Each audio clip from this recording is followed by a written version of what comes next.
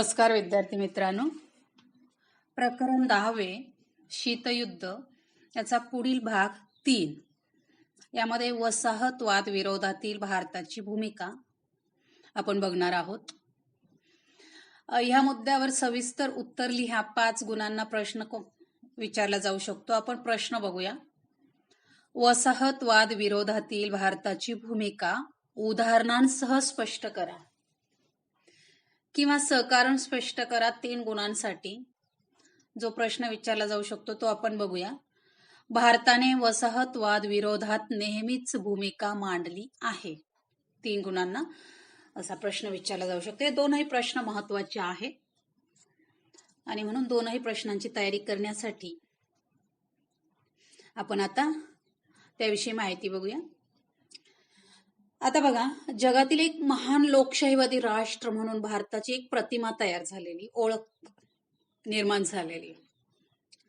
तसंही भारत हा लोकशाही मानणारा देश आहे आणि स्वातंत्र्यापूर्वीपासूनच त्याने साम्राज्यवादाला विरोध केलेला आहे.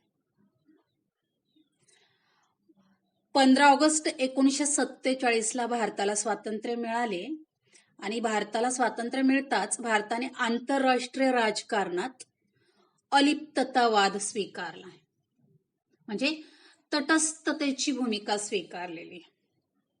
याचा अर्थ भारत कोणत्याही महत्वाच्या आंतरराष्ट्रीय प्रश्नाबाबत उदासीन नाही, परंतु तो जागतिक शांतता प्रस्थापित करण्यासाठी उत्सुक आहे. भारत कोणत्याही परक्या राष्ट्राचा हस्तक्षेप सहन करणार नाही आणि भारताला दुसऱ्या राष्ट्राच्या प्रादेशिक अखंडत्वाबद्दल, सार्वभौमत्वाबद्दल आदर राहील. म्हणजे भारत कोणत्याही राष्ट्रावर आक्रमण करणार नाही. सहजीवनाचे तत्व मान्य करून जगा आणि जगू द्या यावर भारताचा भर आहे. 1949 मध्ये दिल्ली येथील परिषदेत भारताने इंडोनेशियाच्या स्वातंत्र्य चळवळीला पाठिंबा दिला. आफ्रिका खंडातील युरोपीय राष्ट्रांच्या वसाहतवादी धोरणाला भारताने नेहमीच विरोध केलेला दिसून येतो. संयुक्त राष्ट्रातही भारताने त्याविरुद्ध आवाज उठवलाय. संयुक्त राष्ट्रांनी नेमलेल्या विश्वस्त राष्ट्रांनी त्यांच्या ताब्यातील प्रदेश स्वतंत्र करावेत, परकीय सत्तांनी वसाहतींमधून निघून जावे असा आग्रह वेळोवेळी भारताने दिला दिसून येतो. दक्षिण आफ्रिकेतील स्थानिक लोकांना वर्णद्वेषापायीची अपमानास्पद वागणूक देण्यात येत होती. त्याबाबत देखील भारताने संयुक्त राष्ट्र संघामध्ये प्रश्न उपस्थित केले होते. आफ्रिकेच्या स्वातंत्र्यासाठी आणि जनतेच्या अधिकारांसाठी महात्मा गांधीजींनी देखील दक्षिण आफ्रिकेत सत्याग्रह केला होता.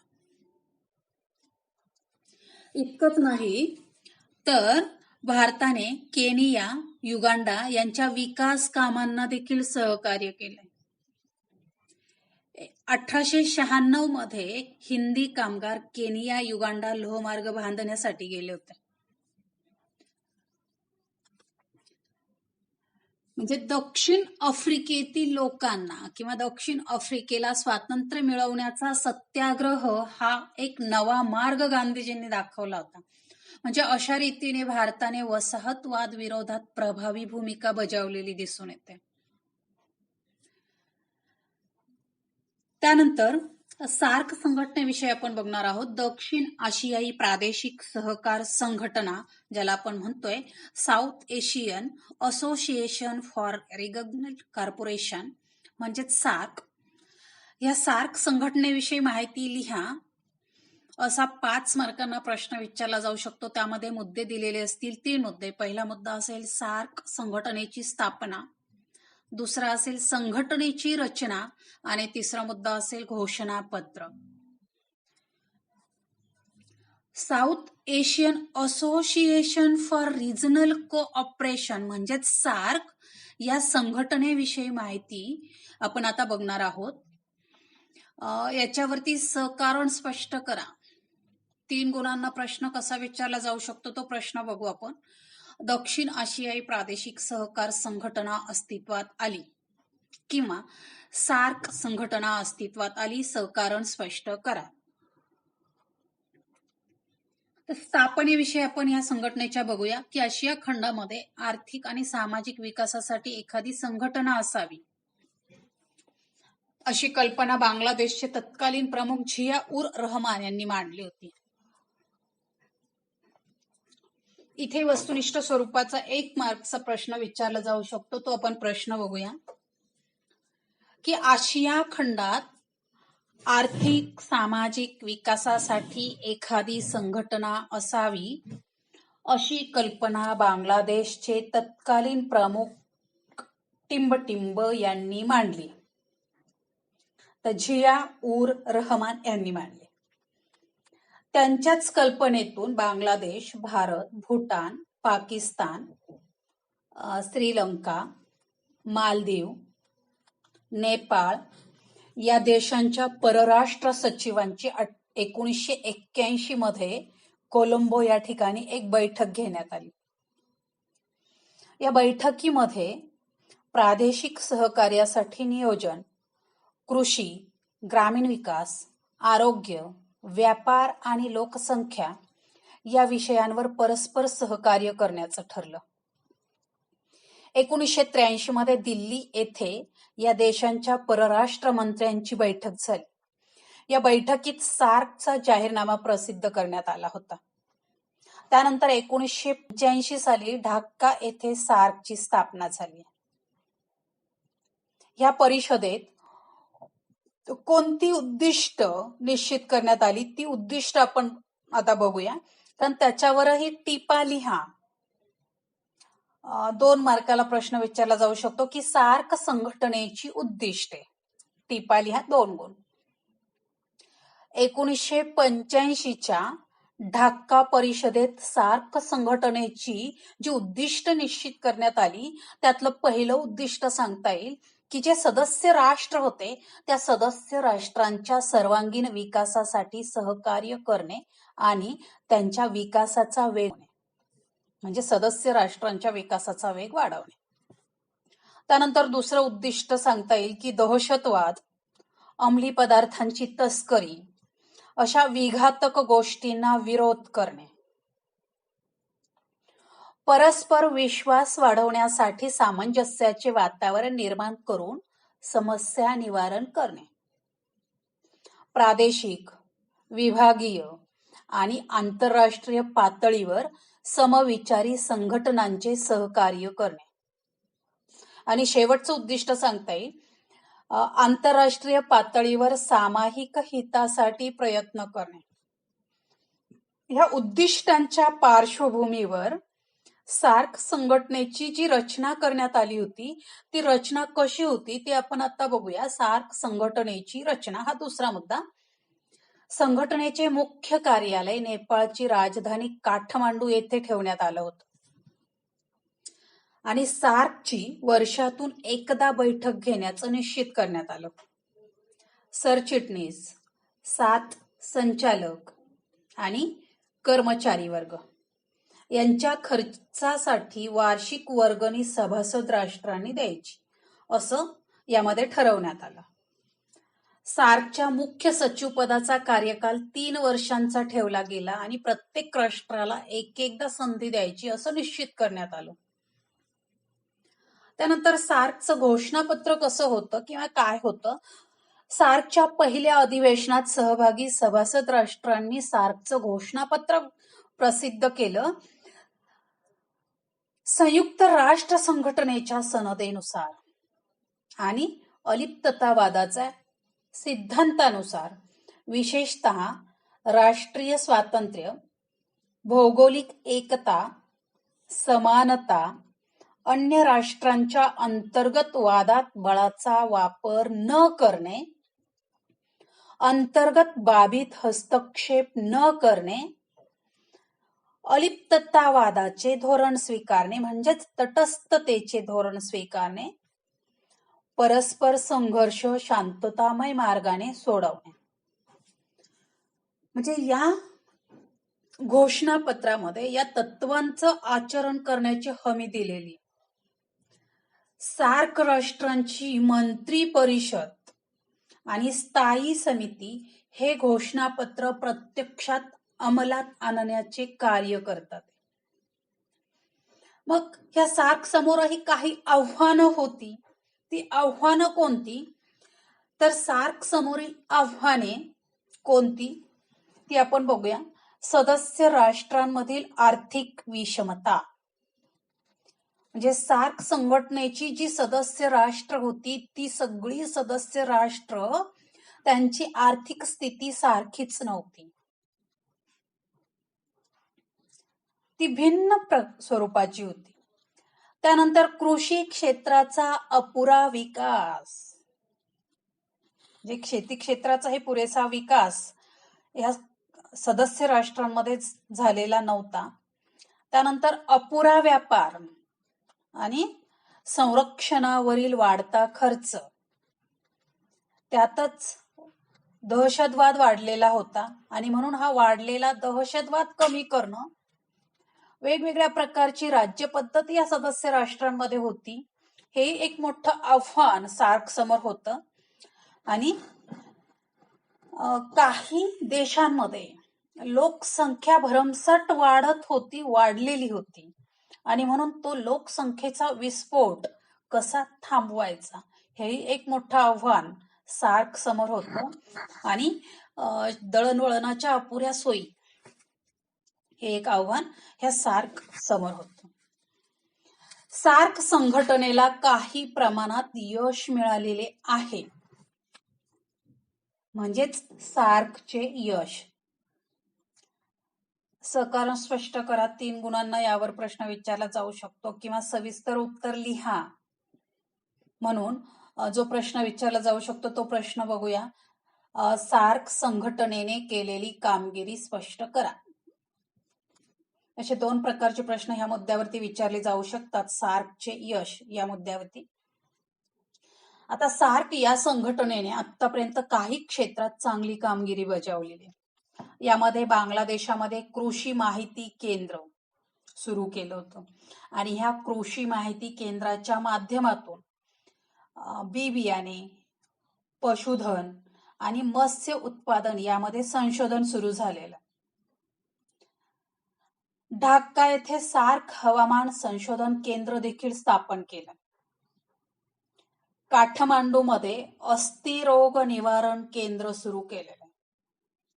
म्हणजे या सार्क संघटनेने कोणकोणती कामगिरी केली ते आपण बघतोय की कृषी माहिती केंद्र सुरू केलेले, सार्क हवामान संशोधन केंद्र सुरू केलेले, अस्थिरोग निवारण केंद्र सुरू केलेले. त्यानंतर सभासद राष्ट्रांमध्ये पर्यटनाला चालना दिली गेली. जे सार्क संघटनेचे जे राष्ट्र सभासद होते त्यांच्यामध्ये पर्यटनाला चालना दिली गेलेली. दक्षिण आशियातील गरिबी कमी करण्यासाठी सार्कने आशिया प्रशांत क्षेत्रीय आर्थिक आणि सामाजिक मंडळ स्थापन केलं आणि त्याच्या मदतीने प्रयत्न केलेले.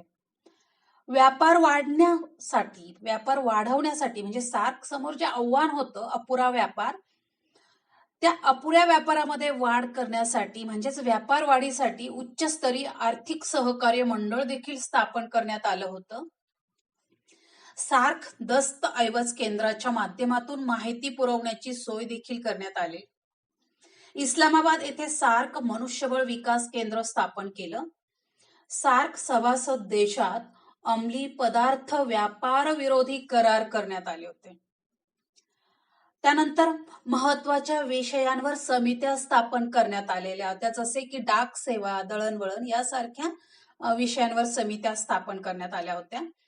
दक्षिण आशियातील देशांमध्ये आपापसातील व्यापार वाढावा म्हणून 1993 मध्ये दक्षिण आशियाई प्राधान्य व्यापार करार आणि 2004 मध्ये दक्षिण आशियाई मुक्त व्यापार क्षेत्र हे 2 करार करण्यात आलेले आहेत. म्हणजे अशा रीतीने भारताने वसाहतवाद विरोधी भूमिका मांडून स्वदेशाच्या विकासाला प्राधान्य दिलेलं आहे किंवा अलिप्ततावाद, तटस्थतेची भूमिका स्वीकारून देश हिताला प्राधान्य दिलेले आहे आणि त्या नुसार आपली आंतरराष्ट्रीय पातळीवरील राजकीय वाटचाल केलेली दिसून येते. त्यानंतर इंग्लंडच्या साम्राज्यात असणाऱ्या परंतु नंतर काळात स्वतंत्र झालेल्या काही राष्ट्रांची एक आंतरराष्ट्रीय संघटना स्थापन झालेली होती आणि ती आंतरराष्ट्रीय संघटना म्हणजेच कॉमनवेल्थ संघटना म्हणजेच राष्ट्रकुल संघटना होय. तर ह्या राष्ट्रकुल संघटनेची माहिती लिहा. सविस्तर उत्तर लिहासाठी 5 गुणांना हा प्रश्न विचारला जाऊ शकतो. त्यामध्ये मुद्दे दिलेले असतील 3. पहिला मुद्दा असेल उद्देश, दुसरा स्थापना म्हणजे राष्ट्रकुल संघटनेची स्थापना आणि फायदे, राष्ट्रकुल संघटनेची स्थापना झाल्यानंतरचे फायदे. तर आपण प्रथम उद्देश बघूया. ब्रिटिश साम्राज्याअंतर्गत असलेल्या विविध वसाहतींचे गव्हर्नर आणि प्रशासक यांनी एकमेकांच्या अनुभवांची देवाणघेवाण करावी. या राष्ट्रांच्या राजकीय आणि प्रशासकीय धोरणामध्ये एकसूत्रता आणण्याचा प्रयत्न करावा. हे उद्देश ही कॉमनवेल्थ संघटना स्थापन करण्यामागे होते. मग ह्या कॉमनवेल्थ किंवा राष्ट्रकुल संघटनेची स्थापना केव्हा झाली, तर याच्यावरती वस्तुनिष्ठ स्वरूपाचा 1 मार्काला जो प्रश्न विचारला जाऊ शकतो तो प्रश्न आपण बघूया. कॉमनवेल्थ गेम्सची संकल्पना टिंबटिंब यांनी मांडली. तर कॉमनवेल्थ गेम्सची संकल्पना कोणी मांडली, तर रेव्हरंड अष्टली कूपर यांनी मांडली. 1971 मध्ये कॅनडा, ऑस्ट्रेलिया, दक्षिण आफ्रिका आणि न्यूझीलंड या वसाहतींना ब्रिटिश साम्राज्याअंतर्गत स्वायत्त राज्यांचा दर्जा इंग्लंडने दिलेला होता. 1931 मध्ये आपल्या सर्व वसाहतींना क्रमाक्रमाने स्वायत्तता देण्याचं इंग्लंडने जाहीर केलेलं होतं. इंग्लंडच्या संसदेने केलेल्या स्टॅच्यू ऑफ वेस्टमिनिस्टर या कायद्यानुसार राष्ट्रकुलास मान्यता देण्यात आली. इथे वस्तुनिष्ठ स्वरूपाचा प्रश्न विचारला जाऊ शकतो की इंग्लंडने संसदेच्या केलेल्या टिंबटिंब या कायद्यानुसार राष्ट्रकुलास मान्यता देण्यात आली. तर त्या कायद्याचं नाव लक्षात घ्या, स्टॅच्यू ऑफ वेस्टमिनिस्टर. या कायद्यानुसार राष्ट्रकुलाला मान्यता देण्यात आली. लंडन येथे राष्ट्रकुलाचं स्वतंत्र सचिवालय स्थापन करण्यात आले. प्रथेनुसार या संघटनेचे प्रमुख पद इंग्लंडचा राजा किंवा राणी यांच्याकडे आहे. स्वयंस्फूर्तीने सहकार्य हे राष्ट्रकुलाचं पायाभूत तत्व. इंग्लंडचा राजा 5वा जॉर्ज यांच्या राज्यारोहण प्रसंगी पहिल्यांदा राष्ट्रकुल क्रीडा सामने भरवण्यात आले. इथे वस्तुनिष्ठ स्वरूपाचा प्रश्न आपण बघूया की टिंबटिंब यांच्या राज्यारोहण प्रसंगी पहिल्यांदा राष्ट्रकुल क्रीडा सामने भरवण्यात आले. तर उत्तर आहे इंग्लंडचा राजा 5वा जॉर्ज यांच्या राज्यारोहण प्रसंगी पहिल्यांदा राष्ट्रकुल क्रीडा सामने भरवण्यात आले. त्यानंतर राष्ट्रकुल संघटनेचे कोणकोणते फायदे देशांना झाले ते फायदे आपण बघणार आहोत आता. राष्ट्रकुल संघटनेच्या सदस्य राष्ट्रांना आर्थिक, राजकीय, क्रीडा अशा विविध क्षेत्रामध्ये फायदे झाले. दुसऱ्या महायुद्धानंतर आशिया आणि आफ्रिका खंडातील इंग्लंडच्या वसाहतींना स्वातंत्र्य मिळण्यात राष्ट्रकुलाचा वाटा महत्वाचा होता. वसाहतवाद विरोधी चळवळींना राष्ट्र संघटनेच्या अस्तित्वामुळे चालना मिळाली. ब्रिटिश अंतर्गत वसाहतींना स्वातंत्र्य देण्याबाबत इंग्लंडमध्ये काही वर्गात असणारा विरोध कमी करण्यात ही राष्ट्रकुल संघटना यशस्वी ठरली. राष्ट्रकुल संघटनेमार्फत होणाऱ्या राष्ट्रकुल क्रीडा स्पर्धांमुळे सभासद राष्ट्रांना आंतरराष्ट्रीय खेळामध्ये भाग घेण्याची संधी मिळाली. असं हे राष्ट्रकुल संघटना आणि भारत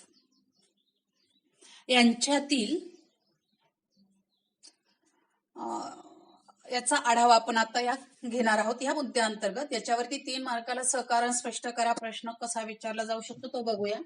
की राष्ट्रकुल संघटनेत सामील होण्याचा निर्णय भारताने घेतलाय. राष्ट्रकुल संघटनेत सामील होण्याचा निर्णय घेतलाय. सहकारण स्पष्ट करा. भारत स्वतंत्र झाल्यानंतर लगेचच म्हणजे 1948 मध्ये भारताचे पंतप्रधान पंडित जवाहरलाल नेहरू यांनी राष्ट्रकुल संघटनेमध्ये सामील होण्याचा निर्णय घेतला. तो का घेतला त्याची कारण आपण आता बघणार आहोत. की भारताला लागणाऱ्या लष्करी सामग्रीचा पुरवठा इंग्लंडकडून होत होता. भारताला इंग्लंडकडून परकीय हुंडणावळीच्या सुविधा मिळत होत्या.